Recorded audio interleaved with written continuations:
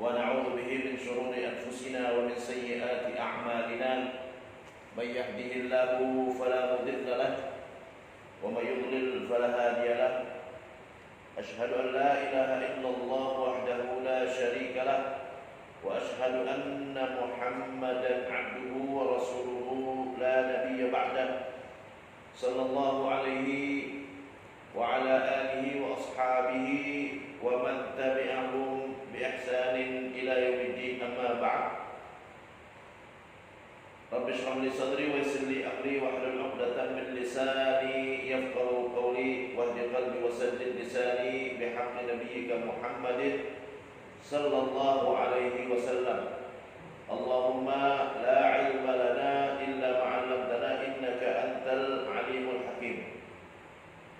Bapak-bapak, ibu-ibu, para hadirin dan hadirat jemaah Masjid Al-Ittihad yang dimuliakan Allah Subhanahu wa taala. Alhamdulillah segala puji bagi Allah Subhanahu wa taala. Malam ini, pagi ini kita masih diberikan kemudahan, masih dijaga iman dan Islam kita hingga kita dapat melaksanakan kewajiban kita yaitu salat subuh berjamaah yang kita lanjutkan dengan hadir majelis ilmu. Mudah-mudahan kehadiran kita dan apa yang kita laksanakan dari ibadah kita diterima oleh Allah Subhanahu wa taala sebagai ibadah yang akan memberatkan timbangan kebaikan kita di hari kiamat nanti. Amin ya rabbal alamin. Salawat dan salam senantiasa kita sanjungkan kepada junjungan kita, pemberi syafaat kita, Nabi besar Muhammad sallallahu alaihi wasallam beserta keluarga, sahabat dan pengikutnya hingga hari kiamat. Kita lanjutkan kajian kita terkait dengan fikih muamalah dari kitab Al-Ghayah wa Taqrib atau Matan Abi Syuja. Faslun, fasal. Kita masuk kepada bab kafalah ya, kafalah. Sebelumnya pernah kita bahas tentang hawalah. Hawalah itu mengalihkan hutang, yaitu orang yang berhutang ya dialihkan hutangnya kepada orang lain yang mana dia punya piutang kepadanya. Ya, itu sudah kita bahas sebelumnya. Sekarang kafalah, yaitu mengalihkan hutang kepada orang yang tidak berhutang, ya, tidak berhutang. Faslun wa yasihhu dhama'ul duyun al-mustaqirrah fi dhimmah. Wa yasihhu sah itu boleh artinya ya, sah boleh. Dhama'ul duyun al-mustaqirrah fi dhimmah, yaitu menjamin hutang yang sudah menjadi tanggungan orang yang berhutang. Menjamin hutang yang sudah menjadi tanggungan orang yang berhutang. Idza ulima qadruha, jika jelas berapa hutangnya. Ini terkait dengan dhama'ud duyun, yaitu menjamin hutang orang lain. Apa hukumnya? Boleh itu. Boleh kita menjamin hutang orang lain. Si A berhutang, ya. Si A berhutang kepada si B. Kata si B, ane mau kasih hutang sama ente asalkan ente ada yang menjamin hutang tersebut. Dan mungkin si A nggak kelihatan bisa bayar hutangnya mungkin. Ya, kata si A, oh ya, nanti anak panggil kakak ane, ya, kakaknya si C. Ya, kata si A, nih si C nih, ya, dia yang jamin hutang ane. Kata si B, C, ente benar mau jamin hutang dia? Iya. Artinya kalau si A nggak bisa bayar, ente yang bayarin. Oh iya, itu namanya dhama'ud duyun, jaminan atas hutang ya. Jadi menjamin hutang. Kalau dalam transaksi model transaksi perbankan itu kartu kredit. Kartu kredit ya sama ya. Jadi bank menjamin hutang pemegang kartu kredit ya. Ente mau hutang nih kartunya. Ya, ane jamin hutang itu yang bayarin. Ya tinggal ente yang bayar ke ane, gitu kan? Jadi itu contoh daripada jaminan hutang dalam transaksi model. Jadi Ustaz, kartu kredit itu apa hukumnya? Hukum asalnya boleh, nggak ada masalah. Asalkan yang dibayarin sama bank dengan yang kita bayar ke bank, yang kita balikin ke bank sama. Ya, yang nggak boleh kalau nambah. Ya, yang dibayar sama bank 500.000, yang kita bayar ke bank 550 karena ada dendanya. Karena kena denda. Tapi kalau belum kena denda sama sekali, yang kita bayar sama yang dibayar sama bank, artinya hutang kita ke bank segitu juga kita bayarnya, maka hukumnya sah, boleh. nggak ada riba, ya. Jadi kalau ada yang nanya, Ustaz, kartu kredit apa hukumnya? Ya boleh-boleh aja, nggak masalah kartu kredit. Asalkan inti nggak kena bunga. Asalkan nggak kena bunga, itu adalah jaminan hutang. Ya, bank memberikan jaminan sama inti. Mau berhutang berapa aja nih, pakai kartu ini, gesekin aja. Aneh bayarin, kata bank.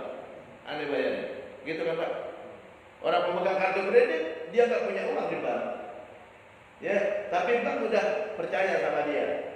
Dia bisa lunasin kalau seandainya bank lunasin hutang dia.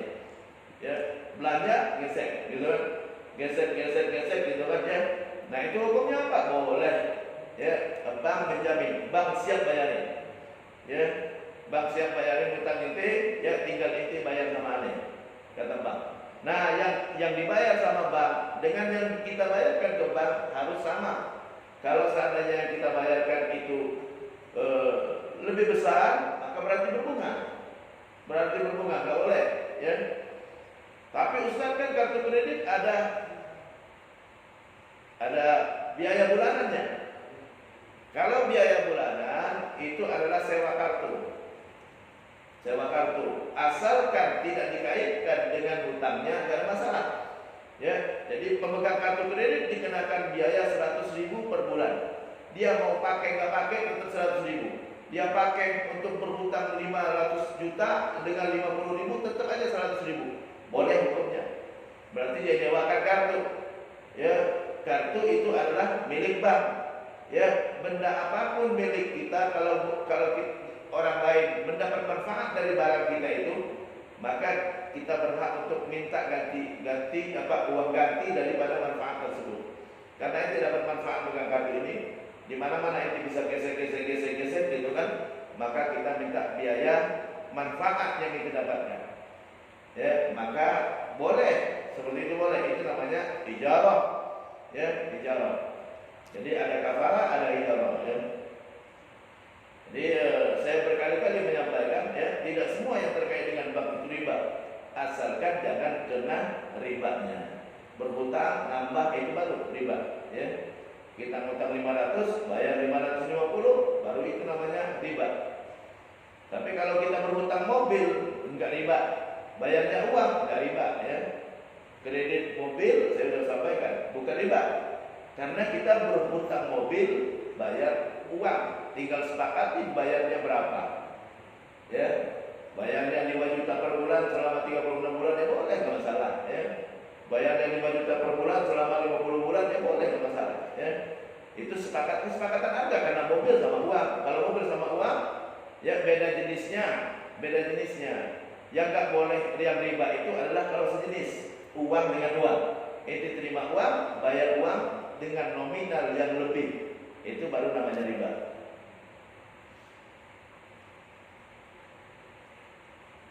Tapi kalau jual beli harus fix, ya. Biasanya kalau kredit mobil fix, karena harga harus jelas, nggak boleh harga nggak jelas. Kalau kredit rumah, nah itu kreditnya kadang-kala kalau bank konvensional itu nggak fix.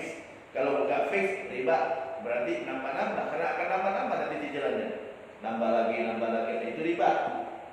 Berarti hutangnya bertambah, gitu kan. Jadi yang tahun ini cicilannya 3 juta, tahun depan naik jadi 3.300.000, berikutnya jadi 3.500.000, nah itu nambah-nambah, riba namanya kalau nambah-nambah. Kalau fix, ya, fix ditentukan dari awal cicilannya berapa sampai akhir, ya. Kalau itu adalah beli barang, dibayar uang, tidak riba. Wa yasihu dhaman ad-duyun al-mustaqirrah fi dhimma idza ulima qadruha. Jadi sah, boleh menjamin hutang yang sudah menjadi tanggungan jika jelas berapa nominalnya, berapa kadarnya. Dalilnya adalah hadis yang diriwayatkan oleh Imam Bukhari, an Salamah bin al-Aqwa, dari Salamah bin Aqwa, qala kunna julusan 'inda Nabi. Kata Salamah bin Aqwa, kami pernah duduk bersama Rasulullah sallallahu alaihi wasallam. Id utiya bi janazah. Tiba-tiba didatangkanlah jenazah. Ada jenazah datang, ya. Faqalu, mereka mengatakan salli 'alaiha, ya Rasulullah, tolong salatkan jenazah ini. Faqala, Nabi mengatakan, hal 'alaiha dainun? Apakah jenazah ini punya hutang? Apakah jenazah ini punya hutang? Qalu la, tidak punya hutang ya Rasulullah. Qala fa hal taraka syai'an? Apakah dia meninggalkan warisan? Qalu la, tidak juga. Hutang enggak punya, warisan enggak punya. Ya, imbas ya.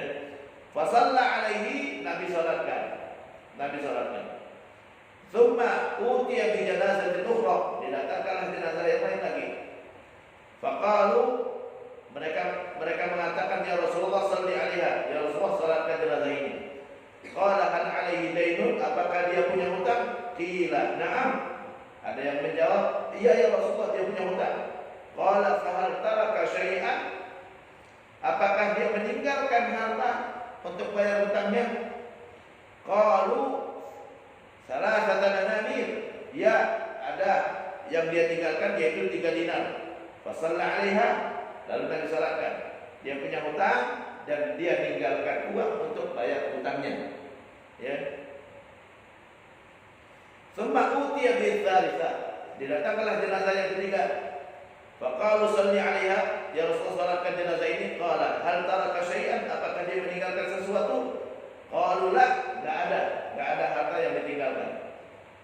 Qala fa hal alaihi dainun, apakah dia punya hutang? Qalu salasatu dananir, dia punya hutang 3 dinar.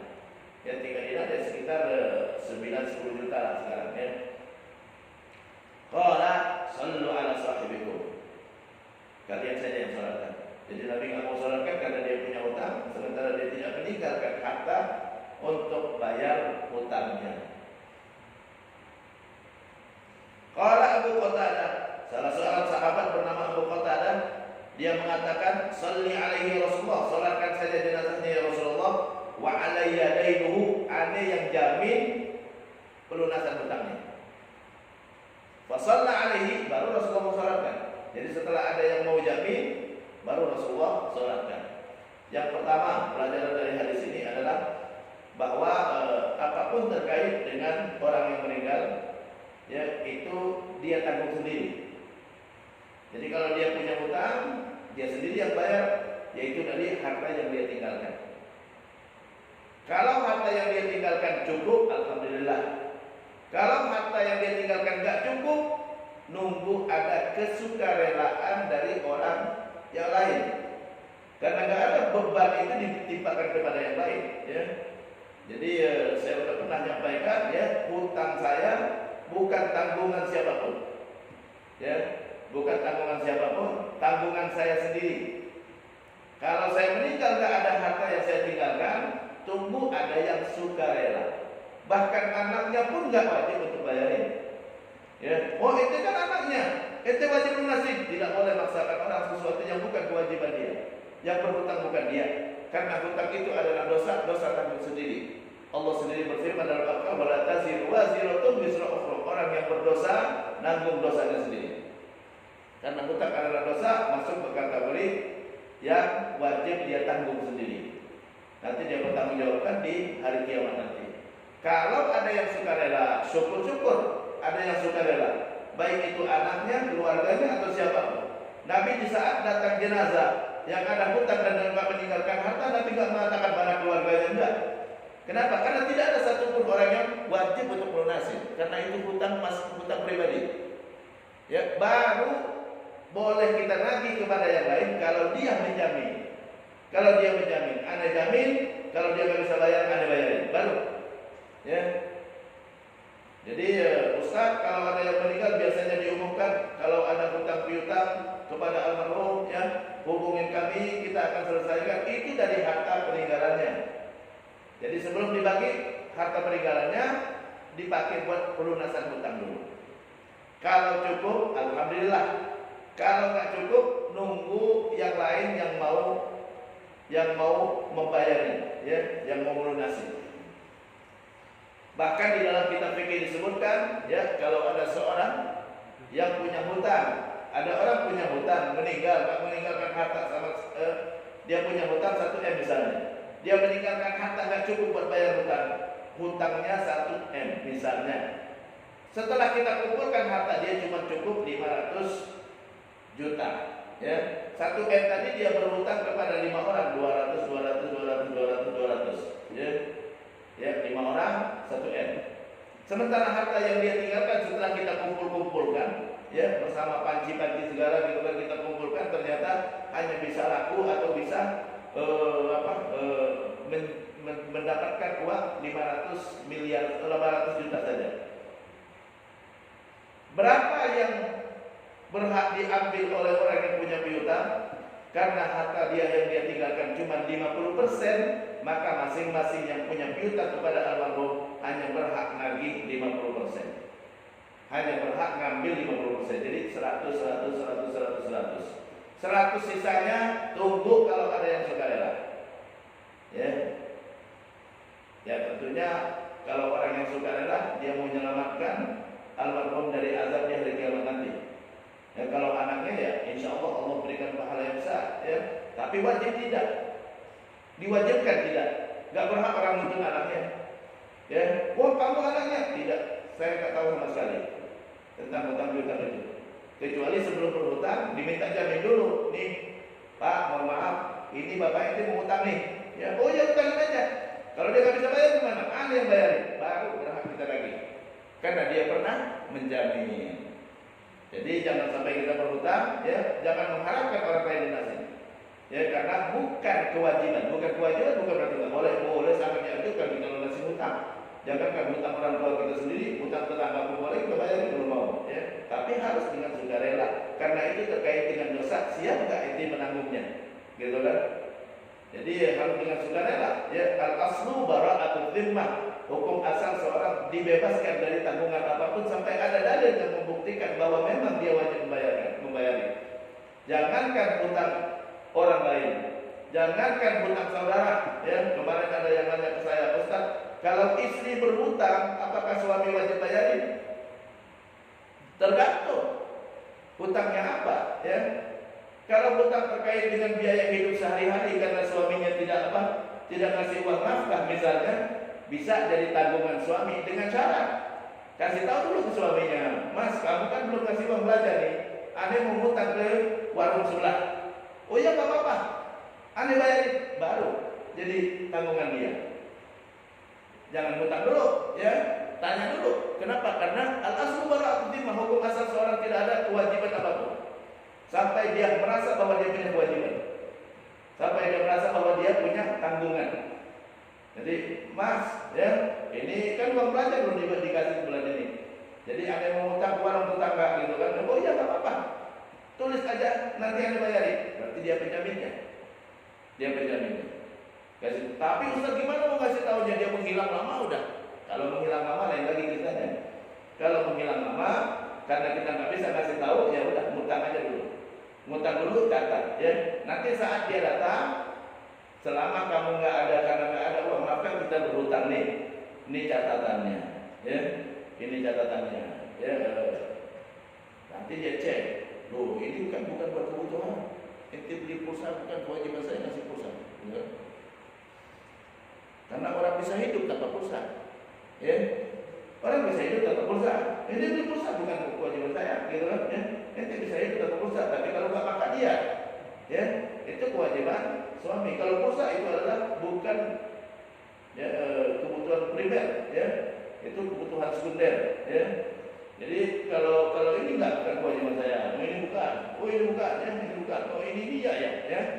Jadi nanti tinggal tunjukin, nih saya belanja ini, ya, sayur mayur, oh ya, beras ya, pulsa enggak, ya, beli handphone bukan kewajiban saya beli handphone, ya, ente bisa hidup tanpa handphone, gitu kan? Itu contohnya. Jadi nggak boleh kita bebankan kepada seorang kecuali dia memang terbebani. Kalau kebutuhan primer, kewajiban suami memberikan fasilitas kepada istrinya untuk kebutuhan primer, kebutuhan buat istri dan anak-anaknya. Ya. Kalau kebutuhan yang lain, tunggu dia ridho untuk ngasih. Nggak otomatis, ya. Nah ini terkait. Jadi itu dalil bahwa boleh seorang menanggung hutang orang lain, tapi dengan sukarela. Saat jenazah tadi punya hutang, Nabi nggak mengatakan mana keluarganya, enggak. Ya. Kalau memang itu kewajiban keluarganya wajib bayarin, maka Nabi tanya mana keluarganya. Tapi ada satu sahabat namanya Abu Qatadah dengan sukarela dia mengatakan, Allah ya Rasulullah, aku yang tanggung hutangnya. Nabi kan nanya, emang itu enaknya? Enggak. Siapa saja ya yang mau nanggung utangnya, yang siap dengan sukarela yang membayarnya. Jadi ini terkait dengan jaminan utang ya. Masuk kategori ini, jadi sudah saya contohkan ya, masuk kategori kafalah adalah kartu kredit. Masuk kategori kafalah juga adalah asuransi. Asuransi BPJS itu masuk kategori kafalah. Ya, tapi dengan syarat, Ustaz, BPJS sama hukumnya boleh asalkan gratis. Boleh asalkan gratis. Kalau pemerintah kasih gratis, kan banyak orang dikasih kartu BPJS gratis ya. Yang terutama yang nggak mampu. Jadi BPJS itu bukan BPJS yang bermasalah, bukan. Ya, kartu BPJS yang masalah orang mau jamin, ente ngutang ke rumah sakit berapapun ada bayar, gitu kan? Tapi asalkan tanpa bayar. Jadi nggak ada kewajiban kita membayar kepada BPJS-nya. Jadi dia jamin cuma-cuma, atau dia jamin tapi ente bayarin berapapun tagihannya, nanti ada nagih sama ente baru sah. Jadi Ustaz, BPJS itu apa? Gimana supaya sahnya? Supaya sahnya dua hal. Pertama, dapat gratis.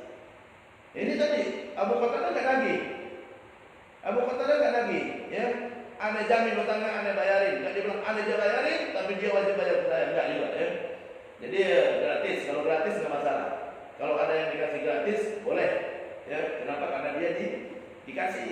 Ya, dia dikasih. Orang dikasih boleh, gitu kan ya. Ada kan yang dikasih kantor, asalkan nggak bayar sama kantornya, gitu kan? Ya, oh enggak, ini udah kewajiban kantor. Mau berobat nih, ya urusan bayar kita yang bayar, selesai. Ya pakai pak, ya. Karena itu gratis dapatnya. Kita nggak bayar. Masalahnya kalau bayar. Kalau bayar bagaimana hukumnya? Kalau bayar ada dua kemungkinan bayarnya. Pertama, bayar dengan transaksi sukarela. Baru sah ya. Silakan nih kartu kita bagiin ya. Silakan bayar dengan sukarela. Berarti nyumbang dia. Nyumbang. Ya, bayar dengan sukarela, nyumbang. Ya. Yang kedua, bayarnya diwajibkan. Nah, ini kalau bayarnya diwajibkan ada dua kemungkinan. Bayarnya diwajibkan tidak sesuai dengan tagihan rumah sakit, ini yang bermasalah. Ya, tidak sesuai dengan tagihan rumah sakit, ini yang bermasalah. Ente berobatnya banyak, lo bayarnya cuma 100.000 gitu kan? Ya, jadi rugilah orang lain. Ada orang yang dirugikan. Ente bayar melahirkannya 16 juta gitu kan ya? Terus bayarnya cuma 100.000. Nah ini ada bermasalah ya. Kenapa? Karena ada yang dirugikan. Ada yang harus bayari dengan uang yang banyak, sementara ente cuma bayarnya 100.000. Ya. Itu yang pertama ya. Kalau seandainya transaksinya uang 100.000 itu transaksinya bukan buat berobat, tapi buat biaya administrasi pegawai-pegawai yang ngurusin, boleh. Harus transaksinya diluruskan dulu. Ya, ini buat pegawai-pegawai nih, karena BPJS itu kan ada pegawai yang harus dibayar, gitu kan, bayarnya dari sini 100.000 tadi, bukan buat bayar berobat. Boleh. Kalau seperti itu boleh, ya. Bukan buat bayar berobat, berarti bayar berobatnya itu gratis. Ini buat bayar pegawai-pegawai doang. Ujroh namanya itu, ujroh. Ini boleh, ya. Kemungkinan yang berikutnya adalah ya dia bayar sesuai dengan tagihan. Tadi sudah saya katakan besar kalau sesuai dengan tagihan. Sama dengan kartu kredit tadi. Dibayar 500.000, kita bayarkan 500.000 juga. Jadi itu sah kalau seperti itu ya. Jadi kalau kita bayarnya tidak sesuai dengan tagihan rumah sakit, ya itu ada dua kemungkinan. Kemungkinan pertama adalah bayarnya sukarela. Nah ini kalau asuransi syariah, kan ada asuransi syariah. Asuransi syariah itu bayarannya bukan buat rumah sakit, tapi buat bantu orang sakit. Jadi transaksinya diganti. Ente bayar tiap bulan 150.000 buat bantu orang sakit. Nah ini boleh kalau seperti ini. Berarti dia bukan buat bayar. Saya bukan bayarin berobat saya, bukan. Karena berobat saya belum tentu saya berobat. Tapi saya mau bantu orang sakit. Siapapun yang sakit silakan dibantu. Walaupun nanti yang terbantu dia sendiri. Nah itu boleh ya. Sama dengan kita di sini kan masjid kan ada kotak ini. Ya infak operasional masjid. kita dapat manfaat ataupun tidak, kita nyumbang. Ya, saya nyumbang bukan buat saya belajar, bukan saya ikut ngaji, bukan, tapi saya nyumbang untuk membantu kegiatan masjid. Jadi tadi saya nyumbang untuk pemerintah memberikan fasilitas kesehatan kepada rakyat, gitu kan? Baru boleh seperti itu. Jadi tinggal transaksinya diluluskan. Jadi kalau mau syariah mudah sekali, mudah sekali. Asalkan tidak berubah apapun, transaksinya dirubah. Jadi orang yang bayar BPJS bukan buat berubah, tapi buat membantu orang sakit, buat nyumbang kepada pemerintah untuk memberikan fasilitas rumah sakit, gitu kan? Maka itu dibolehkan, walaupun nanti yang terbantu dia sendiri. Sama seperti kalau kita di komplek, kan ada kadang-kadang iuran kematian. Ya, iuran kematian. Itu buat apa? Buat membantu orang yang mendapat musibah kematian. Buat apa? Pasang tendanya, gitu-gitu kan ya. Buat apa? Gali kubur yang mungkin langsung dibayarin dari situ, gitu kan ya. Walaupun nanti yang terbantu dia juga. Jadi ini saya bantu buat orang yang dapat musibah. Ini boleh hukumnya. Niat awalnya bukan buat dia, bukan. Tapi kalau dia saya bayar 100.000 ya, dengan perjanjian saya dapat fasilitas, nanti kalau ada yang meninggal dari keluarga saya, nggak boleh seperti itu. Karena belum tentu itu dapat fasilitas yang sama dan nilainya pun nggak sama juga dengan yang kita bayar. Jadi dalam Islam nggak boleh transaksi yang nggak jelas. Kita bayar, kita nggak tahu fasilitas apa yang kita dapatkan. Karena belum tentu kita berobat dan belum tahu juga nominalnya berapa. Kok itu bayarnya 100.000? Bisa jadi tagihan rumah sakitnya bisa 15 juta, 20 juta, 25 juta, 1 juta, gitu kan? Ya, nah ini jadi itu masuk kategori kafalah adalah asuransi. Asuransi bisa disesuaikan dengan syariat seperti tadi. Ya, bisa seperti tadi, ya, iuran dan premi yang dibayarkan oleh peserta adalah untuk bantu orang sakit. Kalau asuransinya itu asuransi kendaraan, ya, premi yang dibayar adalah untuk membantu korban kecelakaan, gitu kan? Walaupun nanti yang terbantu dia juga. Ya, Ustaz, sama aja Ustaz, bayarnya segitu-segitu juga. Kan dalam ilmu, dalam hadis dan mengatakan innamal a'malu binniyat, amal sesuai dengan niatnya. Kalau itu niatnya mau bayar, apa yang didapatkan? Karena bayar harus dapat imbal balik. Imbal baliknya harus yang senilai juga, gitu kan? Jadi al-umur bimaqasidnya, segala perkara sesuai dengan maksudnya. Sama tapi bisa beda hukumnya kalau seandainya niatnya beda. Ini bakar Quran, ini bakar Quran. Satu bakar Quran buat menyelamatkan Quran. Ini Quran udah bolong-bolong, nanti orang baca salah, saya bakarlah. Ya. Ini bakar Quran karena benci sama Quran. Apa hukumnya, Pak? Sama-sama bakar Quran, tapi niatnya beda. Ini bakar Quran justru dapat pahala. Ini bakar Quran justru dia berdosa. Bahkan bisa jadi murtad karena benci kepada Al-Quran, tidak beriman kepada Al-Quran. Jadi hukumnya bisa beda dengan maksud yang berbeda. Nah itu sama dengan ini tadi ya, asuransi. Jadi asuransi BPJS ya, kalau dapat gratis tidak ada masalah. Masalahnya kalau bayar ya, bayarnya buat apa? Nah ini harus jelas niatnya. Tadi kita kita sholat subuh 2 rakaat. Kalau niatnya itu nggak salah. Sama sholatnya 2 rakaat juga. Kalau niatnya tarawih nggak sah. Ya, maksud dia tarawih, aku niat sholat tarawih ikut imam atau dengan Allah, gitu kan? Nggak sah. Ya, nggak sah. Waktunya udah waktu subuh, waktu tarawih udah lewat, gitu kan? Jadi niat bisa berubah hukum. Al-umur bimaqasidnya, segala perkara sesuai dengan maksudnya. Al-ibrah bil ma'ani wal maqasid la bil alfaz wal mubani. Ya, yang dijadikan patokan adalah maksud dan tujuannya, bukan lafaz dan kata-kata. Ya, kata-kata nggak terlalu penting kalau maksudnya berbeda. Kata-kata nggak terlalu penting kalau maksudnya berbeda. Ya. Wa yusta'nas li hadza biqaulihi wa liman jaa'a bihi himlu ba'irin wa ana bihi za'im. Dalil kafalah juga, jaminan tadi adalah cerita Nabiullah Yusuf alaihi salam. Nabiullah Yusuf alaihi salam pernah saudara-saudaranya datang ya, waktu itu Nabi Yusuf sudah menjadi bendaharawan kerajaan di Mesir. Datang saudara-saudaranya dikasihlah bantuan, gitu kan. Tiba-tiba didapatin ya, piala raja itu hilang. Nabi Yusuf ngomongkan, Waliman ja'a bihi himlu ba'irin wa ana bihi za'id. Siapa yang bisa menemukan piala raja, maka dia akan diberikan hadiah seberat makanan yang bisa dibawa onta. Ya, yang bisa dibawa onta. Kira-kira bawa di onta kalau makanan gandum, terigu dan lain-lain gitu kan ya, beras gitu kan ya, sarden apa gitu kan, kira-kira berapa banyak yang bisa dia bawa, itulah hadiahnya. Ya, karena dulu nggak ada kilogram, ya, dulu nggak ada kilogram. Wa ana bihi za'im, ana jamin hadiahnya ada. Ana jamin. Wa ana bihi za'im, ana jamin. Ya. Jadi ini menunjukkan bahwa boleh seorang menjamin. Boleh seorang menjamin, ya.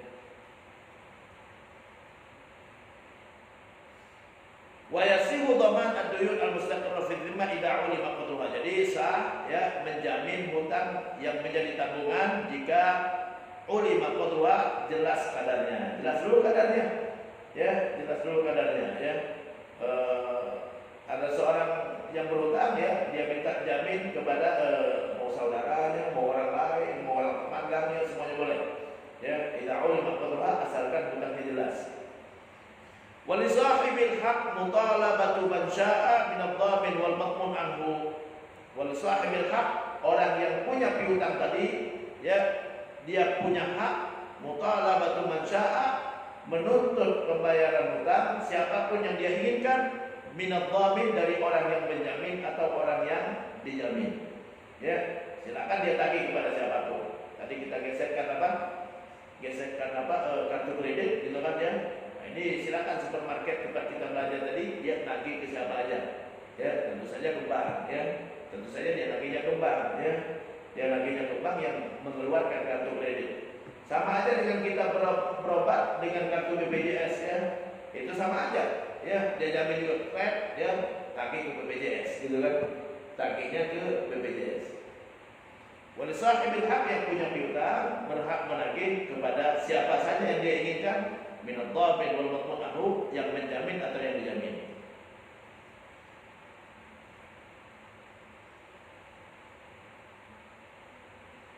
Idza kana ad-dhaman ala ma bayyana, asalkan jaminan tersebut seperti yang tadi disebutkan ya, hutangnya jelas ya, dengan sukarela.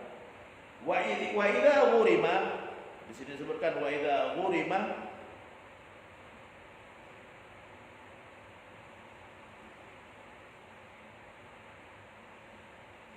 wa idza gharama ad-dhamin, wa idza gharama ad-dhamin raja'a 'ala al-madmun anhu idza kana ad-dhaman wal qada' bi idnihi.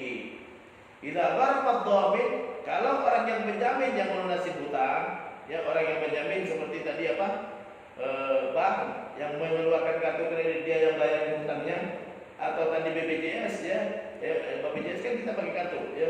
Ya, kalau BPJS yang bayarin tagihan rumah sakitnya, idza gharama ad-dhamin raja'a 'ala al-madmun anhu, dia berhak untuk menagih. Dia berhak untuk menagih kepada orang yang dijamin. Ya.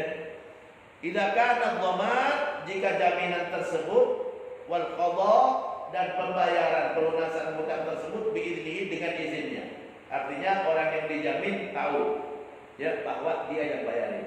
Ya, tahu dan sudah diizinkan untuk bayarin hutangnya. Kita pakai kartu kredit, kita udah izinkan bank untuk bayarin. Kita pakai kartu BPJS, kita sudah izinkan BPJS yang lunasi. Maka raja'a 'alal madmun anhu, maka orang yang menjamin ya berhak nagih kepada orang yang dijamin. Ya, berapa tagihannya.